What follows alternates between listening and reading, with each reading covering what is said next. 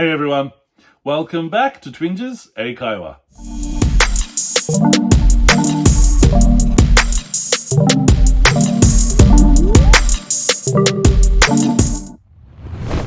皆さんこんにちは、Twinges 英会話です。Welcome back。今日のワンポイントレッスンは10 different ways to say good。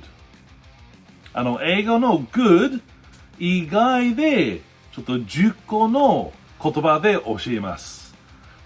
good だけもちろん使ってもいいけど、でもそれ以上ちょっといろいろあるよね。それで気分で言うね。だから good はいつもが足りない。fantastic, great みんなそれわかるよね。で、それ以外ちょっといろいろ教えます、今日は。で、10個あるだから行きましょう。はい、じゃあ、No.1 We had an ace time at the party. 私たちはパーティーで楽しい時間で過ごしました。No.2 That movie is so awesome. You should see it. その映画はとっても素晴らしい。見た方がいいよ。Okay, No.3 I had a bang-up time with my friends. 友達と素晴らしい時間を過ごしました。はい。No.4 They make excellent pizza there. あそこでめちゃくちゃ美味しいピッツァを作ります。Next, No.5 You look fabulous. New dress? 君は素敵だね。新しいドレス？ Next, No.6 The kids had a fantastic time at Universal Studios.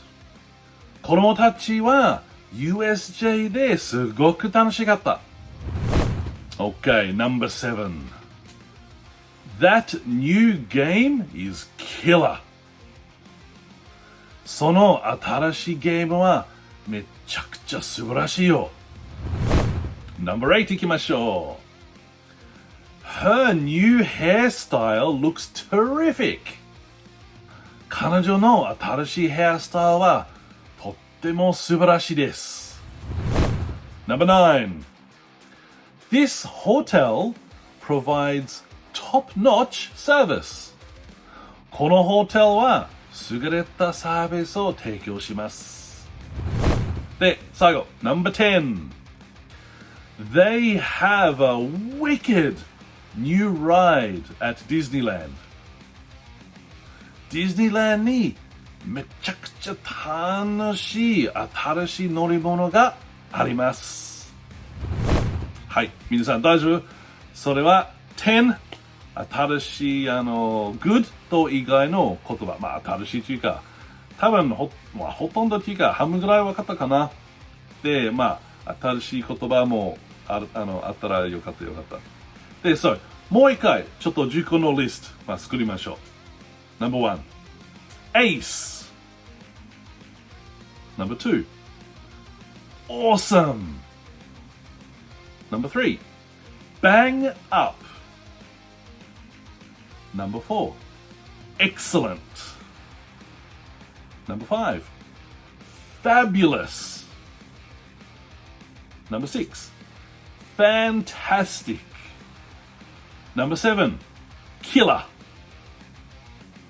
No.8 Terrific No.9 Top Notch And No.10 Wickedで、みんな、もちろん、いつも言うけど、使わない、それはどっちでもいい。みんな、いつも安心な英語で使ってるのは分かるけど、できればちょっとみんな使ってみな。多分、もっと会話楽しみになる。で、リスニングのためにで教えてだから、会話の中その言葉出たら、何言ってるの分かるだから、それで返事ができる。で、皆さん勉強しましたか？はい、よかった。それで質問ならば、提案ならば、みんな下、コメントお願いします。で、皆さんいつも見る本当にありがとう。Thank you for watching and see you in the next one. Bye bye.